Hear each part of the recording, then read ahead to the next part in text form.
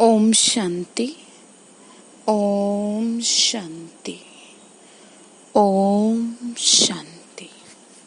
आज शिव बाबा के 31 तारीख के महावाक्य हैं।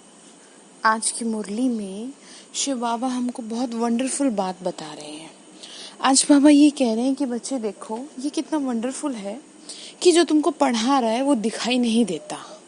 इससे बड़ा वंडर और क्या होगा, क्योंकि दुनिया में तो कोई भी पढ़ाता है तो दिखता तो है ना। तो बाबा ने कहा कि ये तुम्हारी पाठशाला ऐसी है कि इसमें पढ़ाने वाला ही नहीं दिखाई देता।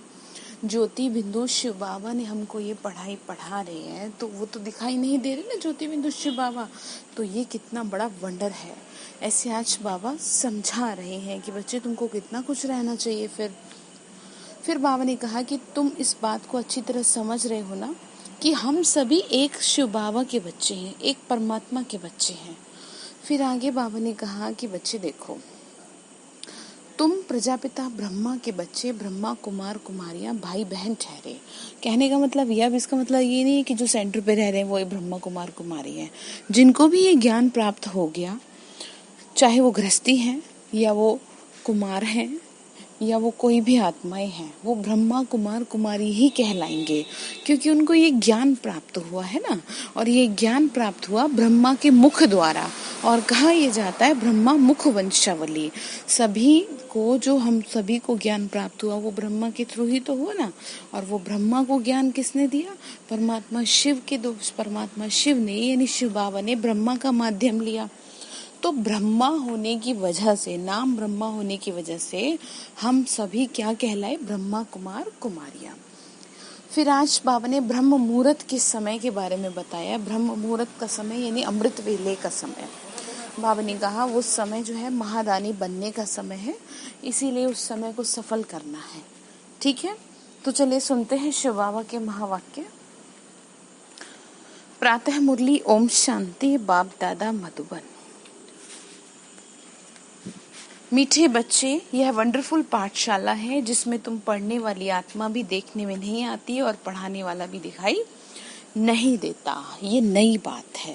बाबा ने कहा तुम आत्माएं हो, तुम तो आत्मा पढ़ रहे हो ना, न तो मैं दिखता और ना ही किसी को ये दिखाई दे रहा है कि आत्माएं पढ़ रही हैं। दिखने में तो शरीर ही दिखते हैं ना जब मुरली सुनने आते हैं। तो बाबा यही कह रहे हैं कि ये बहुत बड़ा वंडर है, ये नई बात है। प्रश्न बाबा ने पूछा, इस पाठशाला में तुम्हें मुख्य शिक्षा कौन सी मिलती है जो और कोई पाठशाला में नहीं दी जाती? कौन सी मुख्य शिक्षा है? आंसर है, यहाँ बाप अपने बच्चों को शिक्षा देते हैं। बच्चे ध्यान से सुनेंगे, अपनी कर्मेंद्रियों को वश में रखना, कभी भी किसी बहन पर पूरी दृष्टि ना हो, तुम आत्मा रूप में भाई भाई हो, प्रजापिता ब्रह्मा के बच्चे बहन भाई हो। बाबा देखो पिता है ना, तो सभी को समझाते हैं। कह रहे तुम्हें बुरे ख्यालात कभी नहीं आने चाहिए। ऐसी शिक्षा इस यूनिवर्सिटी के सिवाय कहीं भी नहीं दी जाती। ये शिक्षा कौन देगा? कोई भी नहीं देगा। भगवान तो हमारा पिता है ना, हमने तो उसे अपने पिता के रूप में स्वीकारा है, उन्होंने हमें अपने बच्चे के रूप में स्वीकारा है, तो इसलिए वो हमें शिक्षा देते हैं। जैसे माँ बाप शिक्षा देते हैं ना बच्चों को कि कभी भी कुछ गलत मत करना, तो ऐसे ही बाबा हमको शिक्षा दे रहे हैं।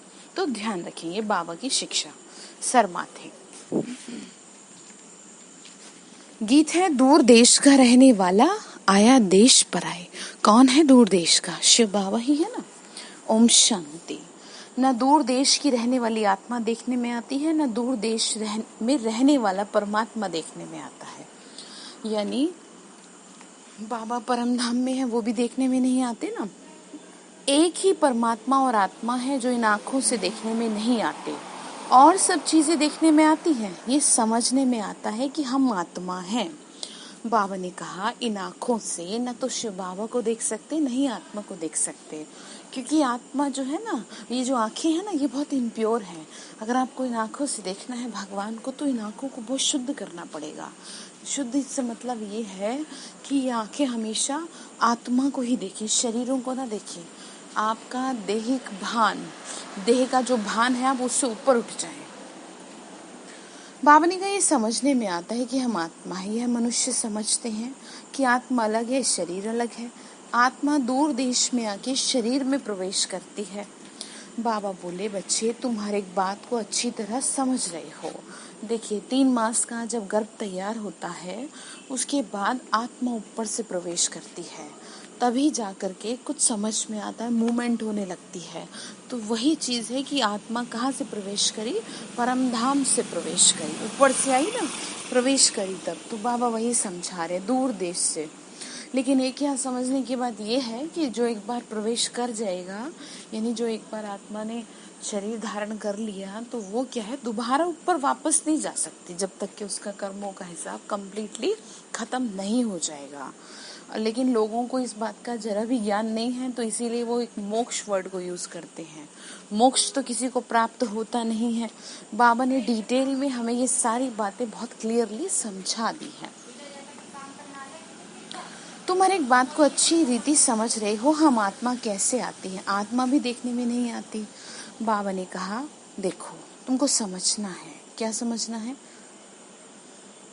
कि जो पढ़ाने वाला है ना, वो बाप, वो भी तुमको दिखाई नहीं दे रहा। ठीक है, तो ऐसा तो कभी सत्संगों में अथवा शास्त्रों में सुना नहीं, ना कभी सुना, ना कभी देखा। अभी तुम जानते हो ना, हम आत्मा देखने में नहीं आती, आत्मा को ही पढ़ना है, आत्मा ही सब कुछ करती है। ये नई बात है और कोई नहीं समझा सकता। बाबा ने क्या कहा? ये नई बात है। बाबा बोले, बच्चे देखो,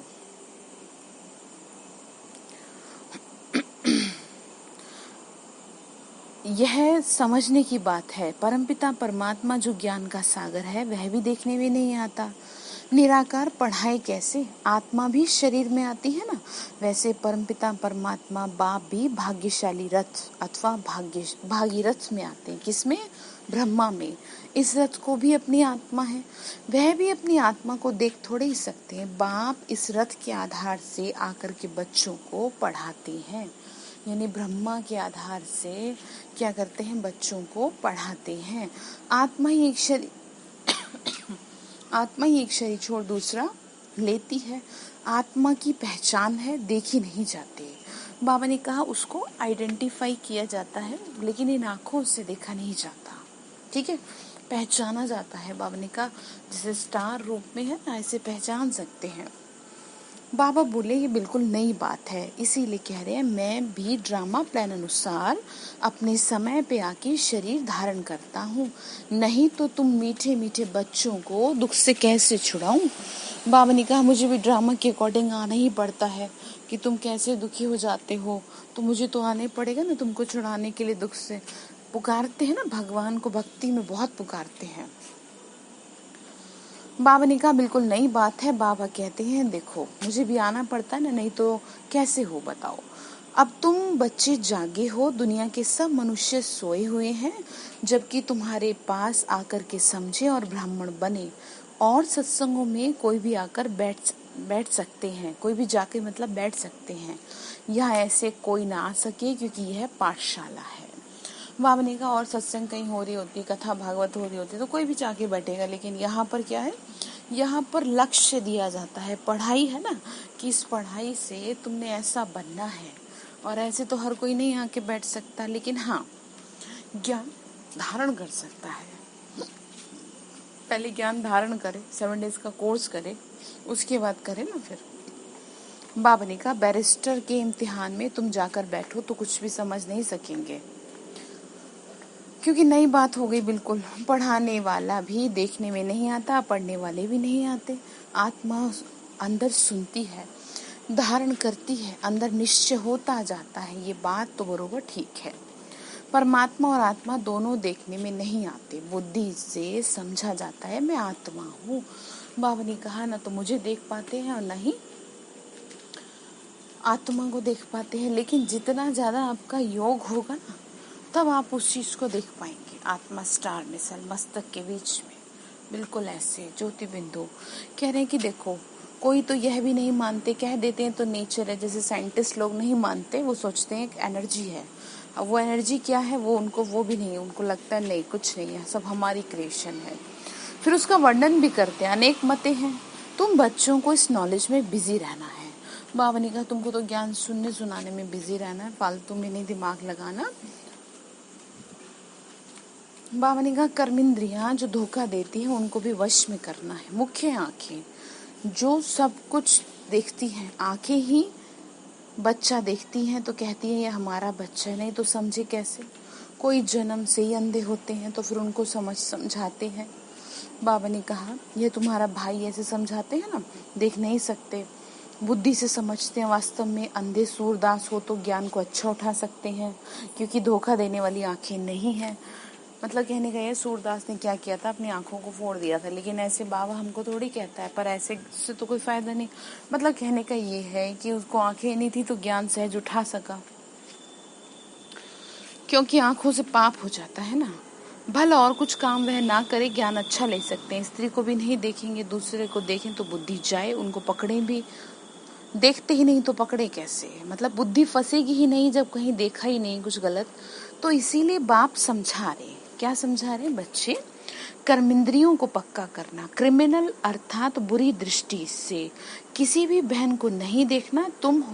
तुम भी बहन भाई हो। बाबा ने कहा तुम बहन भाई, मेरे बच्चे हो, तुम एक पिता की संतान हो। तुम ये जितना भी ब्राह्मण परिवार है ना, जितनी भी आत्मा पूरा दुनिया में जो है बाबा के बच्चे जो ज्ञान योग कर रहे हैं, वो सब आपस में आत्मिक दृष्टि से बहन भाई हो गए, शरीर के नाते से बहन भाई हो गए, मेल फीमेल है तो, है ना, अदरवाइज तो भाई भाई हो गए। बाबा ने कहा भला आजकल कलयुग है, भाई बहन भी खराब हो पड़ते हैं, परंतु लौ मुजीब भाई बहन के बुरे ख्यालात नहीं रहेंगे।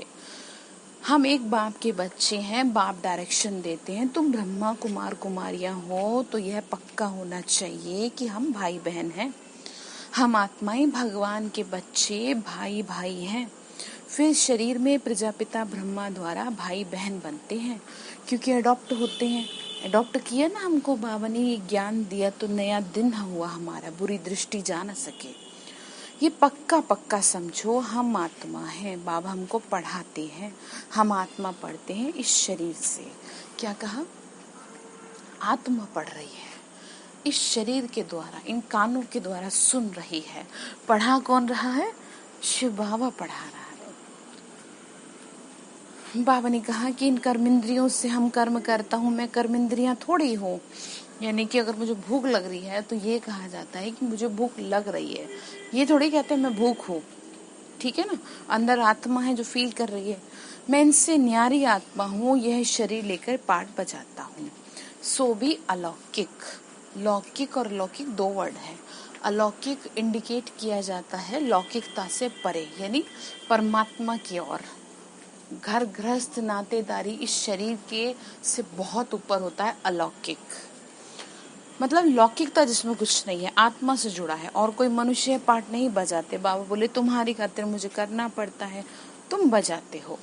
घड़ी घड़ी अपने को आत्मा समझ बाप को याद करने की प्रैक्टिस करो। तुम भूल कैसे जाते हो, बाबा बोले तुम कैसे भूल जाते हो बताओ, है। फिर वही हम ध्यान रखो ना, फिर वही हमारा टीचर भी है, गुरु भी है। वह साकार बाप टीचर गुरु अलग अलग होते हैं दुनिया में, तो यह निराकारी एक ही बाप टीचर गुरु है। यहाँ बच्चों को अब नई शिक्षा मिल रही है। बाबा ने कहा दुनिया में तो सबके टीचर भी गुरु भी सब अलग होते हैं, लेकिन मैं तो तुम्हारा टीचर भी हूँ, गुरु भी हूँ, मैं तो तुम्हारा बाप भी हूँ, मैं तो तुम्हारा सब कुछ हूँ। तो तुम मुझे कैसे भूल जाते हो। एक नाते को भूल गए तो दूसरे नाते से याद करो। भूलने का तो सवाल ही नहीं है। ठीक है, बाबा ने कहा देखो बाप टीचर गुरु तीनों निराकारी है ना, हम भी निराकार आत्मा पढ़ते हैं, तब तो समझा जाए आत्मा परमात्मा अलग रहे बहुकाल। बाबा ने कहा देखो पढ़ कौन रही है, आत्मा पढ़ रही है। ठीक है, बाबा ने कहा आत्मा अलग है परमात्मा अलग है, लेकिन मनुष्य को लगता है सब भगवान ही है। भगवान अपने अंदर, जैसे कई लोग कहते हैं अपने अंदर देखो पूरा ब्रह्मांड समाया हुआ है ना। तो ठीक है, जिसका जैसे बुद्धि है वैसे वो बता रहा है, लेकिन रियलिटी क्या है आप समझ रहे हो ना। रियलिटी तो बाबा ने बताई ना, तुम अलग हो मैं अलग हूँ। कितना भी हम अच्छा कुछ काम कर ले, लेकिन हम परमात्मा के डेफिनेशन में कभी नहीं आ सकते। धर्मात्मा की डेफिनेशन में या पुण्य आत्मा की डेफिनेशन में आ सकते हैं, लेकिन परमात्मा की डेफिनेशन में कभी नहीं आ सकते। बाबा बोले बच्चे इसीलिए समझना है ना, आत्मा परमात्मा कहते अलग रहे बहुकाल। मिलना यहाँ भी होता है, बाबा ने कहा मिलना यहाँ ही होता है, इस समय मिल रहे हैं ना, बाबा से ही ज्ञान मिल रहा है, जबकि बाप को आकर पावन बनाना होता है। बाबा ने कहा मुझे आना पड़ता है तुम्हारे लिए, मूल वतन में आत्माएं जाकर मिलेंगी, वहाँ तो कोई खेल ही नहीं है। कहाँ? परम धाम में, वह तो अपना घर है, वहाँ सब आत्माएं रहती हैं, अंत में सब आत्माएं वहाँ चली जाएंगी। बाबा ने कहा फाइनली राउंड जो होगा वो वहाँ पर ही होगा, क्योंकि वहाँ पे जाके शांति से एकदम चुपचाप बैठ जाना है। बाबा ने कहा अंत में सब वहीं जाएंगे, आत्माएं जो पाठ बजाने आती है ना, वह बीच में वापस जा नहीं सकती, यानी कि कोई चाहे मैं मर जाऊं, है ना, और मैं ऊपर तो जाएगा नहीं, है ही आत्मा भटकती रहेगी। इसीलिए कहते हैं, समझाते हैं अंत तक पाठ बजाना है, पुनर्जन्म लेते रहना ताकि सब आ जाए। सतो प्रधान से सतो रजो तमो में आ जाए, फिर पिछाड़ी में नाटक पूरा होता है लास्ट में। तो तमो प्रधान से सतो प्रधान बनना है। बाप सब बातें तो ठीक समझाते हैं, ज्ञान मार्ग ही है सत्य। कहा भी जाता है ना, सत्यम शिवम सुंदरम, सत्य ही शिव है, शिव ही सुंदर है। तो कौन है वो शिव बाबा ही तो है, कि जो ऑलवेज ट्रुथ है। वैसे भी कहते ना, भगवान के लिए क्या कहा जाता है, हमेशा ये कहा जाता है कि वो सच्चा है, और मनुष्य के लिए क्या कहा जाता है, झूठी माया, झूठी काया, झूठा सब संसार, मनुष्य झूठा। कभी सुना है परमात्मा झूठा? नहीं ना, क्योंकि मनुष्य के लिए ही ये कहा गया है। बाबा ने कहा कि बच्चे, सत्य बोलने वाला एक बाप है, इस संगम पर पुरुषार्थी बनने के लिए एक ही सत्य का संग होता है।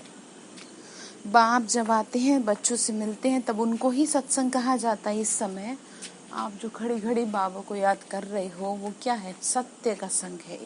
सत्संग क्या है, संधि विच्छेद कर दीजिए, इसका अलग कर दीजिए, सत्संग यानी सत्य का संग, भगवान का संग। बाबा ने कहा संग तारे कुसंग बोरे, कुसंग है रावण का। बाप कहते हैं मैं तो तुमको पार ले जाता हूँ, फिर तुमको डुबोता कौन है, तमो प्रधान कैसे बनते हो, ये भी तो बताना पड़े, सामने दुश्मन है माया। बाबा ने कहा कैसे तुम गिर जाते हो, ये भी तो बताना पड़ता है ना, दुश्मन तो माया है। बाबा ने कहा शिव बाबा है मित्र, उनको कहा जाता है पतियों का पति। यह महिमा कोई रावण की नहीं है, सिर्फ कहेंगे रावण है, बस और कुछ नहीं। रावण को क्यों जलाते हैं? वहां भी तुम बहुत सर्विस कर सकते हो, कोई भी मनुष्य मात्र नहीं जानते कि रावण कौन है। बाबा ने कहा कोई नहीं जानता, सबको लगता है कि रावण एक ऐसा ही था जो दिखाया गया, बहुत बुद्धिमान था, बहुत ही ज्यादा उसको क्या था, ज्ञान था। लेकिन कभी किसी ने इस बात पे विचार किया कि जो रावण है उसके सर के ऊपर गधे का सर है? किसी भी देवी देवता के ऊपर गधे का सर होता है? नहीं ना। तो ये मनुष्य की मूर्खता का प्रतीक है, ठीक है। यानी कि रावण जो है सभी के अंदर बैठा है, 5 विकार। मनुष्य बुद्धिमान तो बहुत है, लेकिन उससे बड़ा वो मूर्ख भी है। तो बाबा ने कहा मनुष्य को समझ ही नहीं आता रावण कौन है। बाबा ने कहा वहां भी तुम बहुत सर्विस कर सकते हो, कोई भी मनुष्य नहीं जानते रावण के बारे में, कब आता है, कब जलाते हैं। ब्लाइंड फेथ, अंधविश्वास से जी रहे हैं ना, तो तुम बच्चों को समझाने की अथॉरिटी है। बाबा ने कहा तो तुम समझाओ, क्लियर करो बात को। सुनने वाले भी बड़े मस्त होते हैं, पैसे देते रहते हैं, संस्कृत सिखाओ, गीता सिखाओ, इसके लिए बहुत पैसे देते हैं। बाप समझाते हैं तुम कितना waste of time, waste of money करते आए हो, जिससे कि क्लियर हो सके चीजें, इस वजह से करते हैं ना।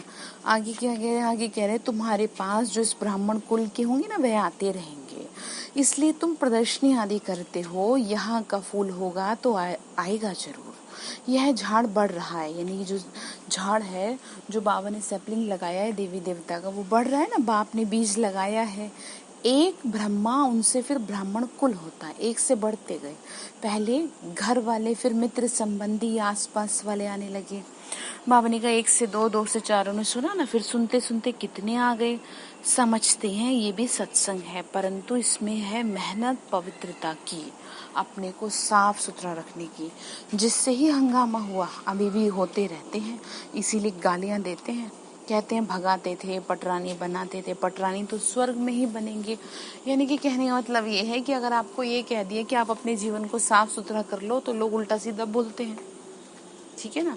ऐसे शुरू में बहुत बोलते थे, कहने का मतलब वही है। बाबा समझा रहे हैं, प्योरिटी की बात समझा रहे हैं। बाबा ने कहा अभी भी होते रहता है ये सब, तो कहते हैं ऐसे। जरूर यहाँ पवित्र बनाया होगा, क्योंकि स्वर्ग की ओर ले जाएंगे तो साफ सुथरा करके तो ले जाएंगे ना।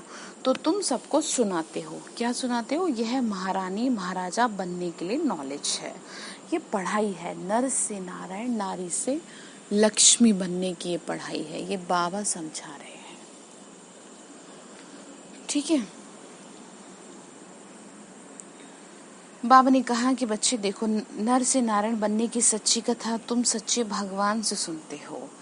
इन लक्ष्मी नारायण को कोई भगवान भगवती नहीं कह सकते, परंतु पुजारी लोग नारायण के चित्र को इतना नहीं मानते जितना कृष्ण को मानते हैं। कृष्ण के चित्र बहुत खरीदते हैं। कृष्ण का मान इतना क्यों है? क्योंकि छोटा बच्चा है। महात्मा से भी बच्चों को उच्च रखते हैं, क्योंकि महात्मा तो घर बार आदि सब बनाकर फिर छोड़ते हैं, क्योंकि बाल ब्रह्मचारी होते हैं ना।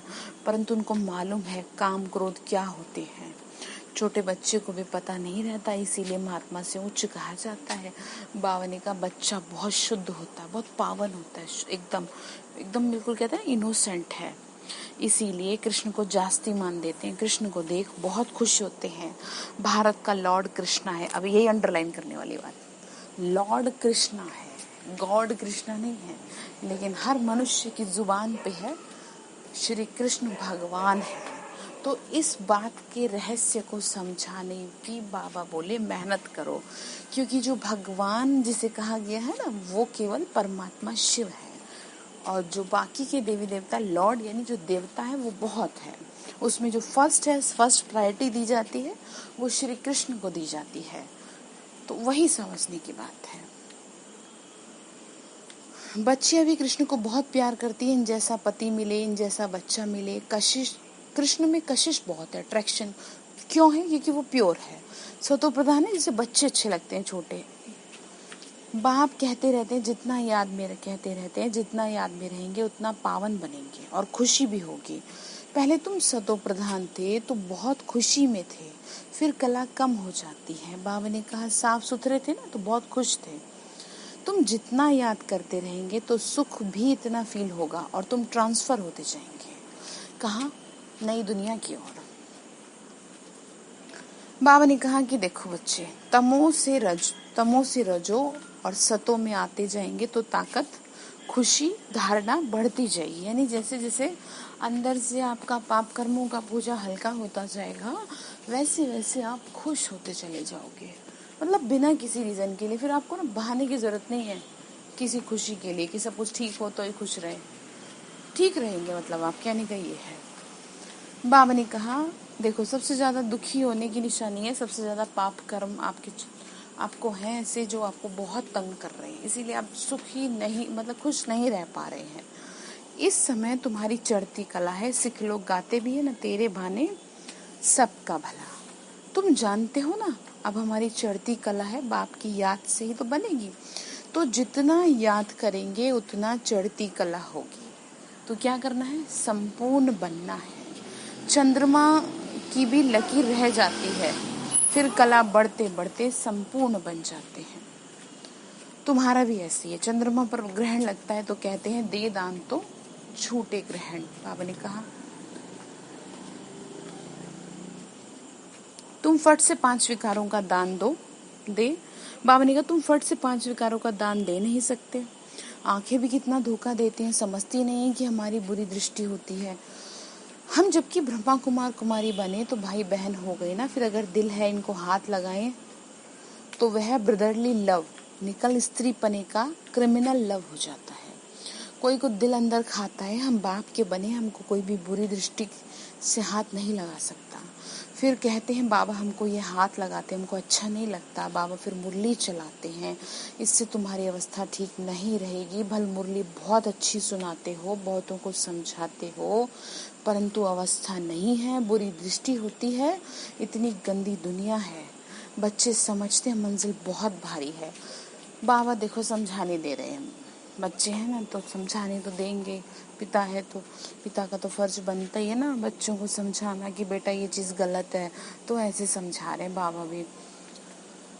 बहुत अच्छी, बाबा ने कहा बहुत समझते हैं, मंजिल बहुत ऊंची है, बाप की याद में सेंसिबल हो रहे हैं ना, हम ब्रह्मा कुमार कुमारी हैं, हमारा रूहानी कनेक्शन है, हमारा सभी से आत्मिक कनेक्शन है, किसी से भी ऐसे कोई पर्सनली अट्रैक्शन नहीं है, सभी से सोल टू सोल कनेक्शन है, सभी से प्यार है। लेकिन प्यार कैसा है? आत्मिक प्यार है, ऐसा प्यार कि जो आत्मा के लिए है, उसकी शुभ भावना के लिए है। ठीक है, बावनी का ब्लड कनेक्शन नहीं है, यूँ तो ब्लड से सब पैदा होते हैं, सदियों में ब्लड कनेक्शन होता है, परंतु वह शरीर तो योग बल से मिलता है ना। कहेंगे विकार बगैर बच्चे कैसे पैदा होंगे? तो बाबा कहते हैं वह है ही निर्विकारी दुनिया, वहाँ विकार नहीं होगा, वहाँ भी अगर नगन हो तो रावण राज्य हो जाए।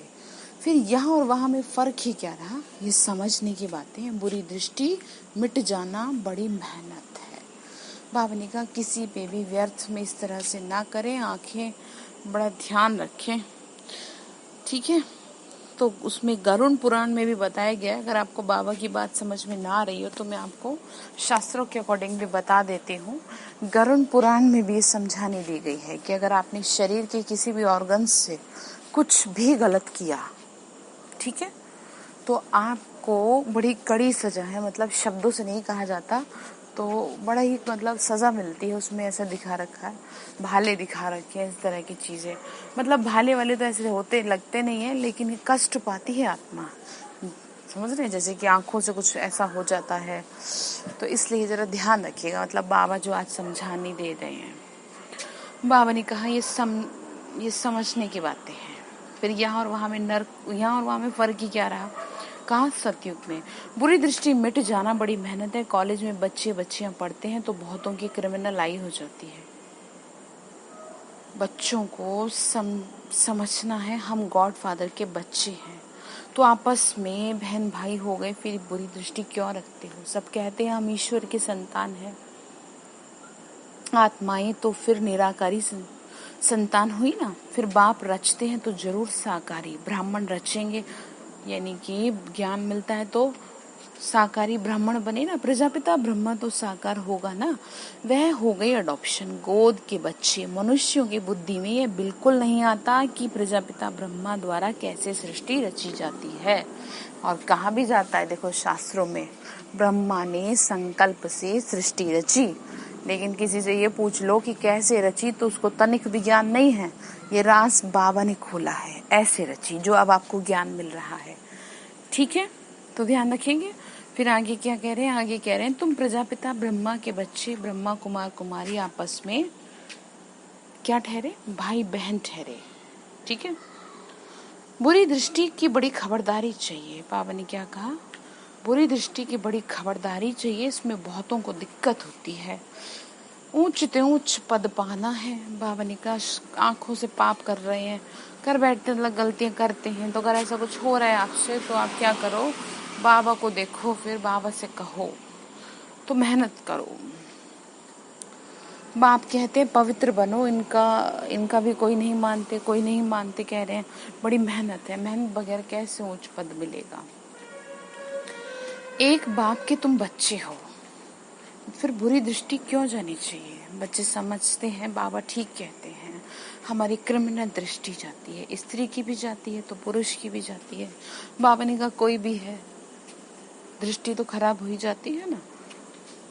मंजिल है, नॉलेज तो बहुत सुनाते हैं, परंतु जबकि चलन भी पवित्रता की हो, इसीलिए बाबा कहते हैं सबसे जास्ती आंखें सबसे जास्ती धोखा ये आंखें देती हैं। मुख भी म्याऊं म्याऊं तब करता है, सबसे पहले आंखें खराब करती हैं दृष्टि को, वो मतलब आंखें खराब करती है वृत्ति को, यानी आपकी मानसिकता को खराब कर देती हैं, मन खराब कर देती है। सबसे पहले आंखें अगर कहीं भी देखी पड़ गई तो इसलिए बड़ा कंट्रोल रखेंगे आंखों पे। जब आंखों से चीज देखते हैं तब दिल होती है यह खाऊं, इसीलिए कर्म इंद्रियों पर जीत पानी है। तो समझ आया? आज बाबा ने बहुत स्ट्रिक्टली बिठा करके समझानी दी है, बच्चे इस तरह पाप ना कर देना। ठीक है, अच्छा। मीठे मीठे सिक्के लते बच्चों प्रति माता पिता बाप दादा का याद प्यार और गुड मॉर्निंग। रूहानी बाप की रूहानी बच्चों को नमस्ते।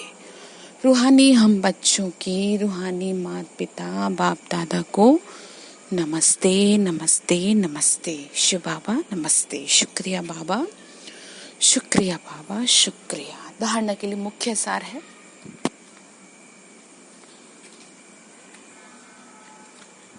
पवित्रता की चलन अपनानी है, बुरी दृष्टि बुरे ख्यालात समाप्त करने के लिए अपने को इन कर्मेंद्रियों से न्यारा आत्मा समझना है। ठीक है, क्या करना है? मैं आत्मा इस शरीर से न्यारी हूँ, ये ध्यान रखना।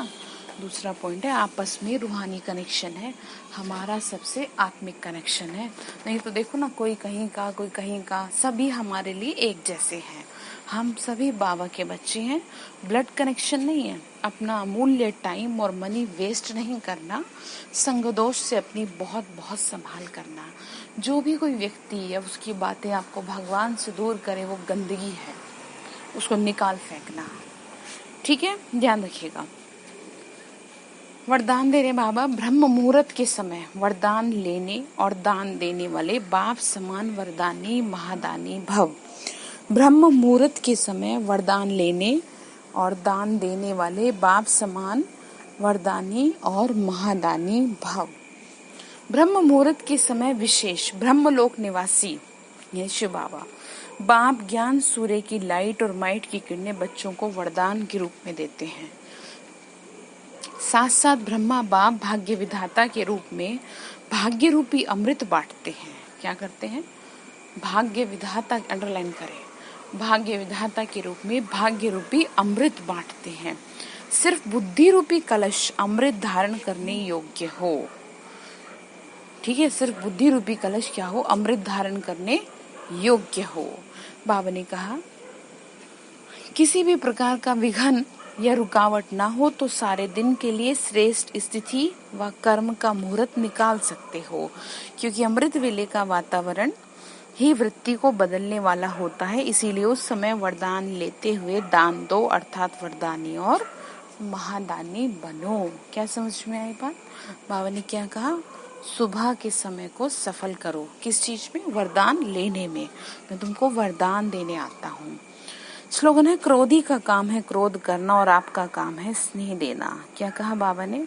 क्रोधी का काम क्या है? क्रोध करना, और आपका काम क्या है? स्नेह देना। भगवान का डायरेक्शन है, बस इसलिए दे देना, और तो कुछ नहीं। तो क्या करना है आपको? फिर आज आंखों पे ध्यान दीजिएगा। भगवान ने आज, बाबा ने आज पूरी मुरली आंखों पे चलाई है, तो देख लेना आप अपनी आंखों को कि आपकी आंखों से कोई पाप ना हो। दृष्टि बहुत शुद्ध रखनी है, भगवान का डायरेक्शन है। इस अंतिम जन्म में मेरी बात मान लो तो मैं 21 जन्म के लिए तुमको सेव कर दूंगा। अच्छा, ओम शांति।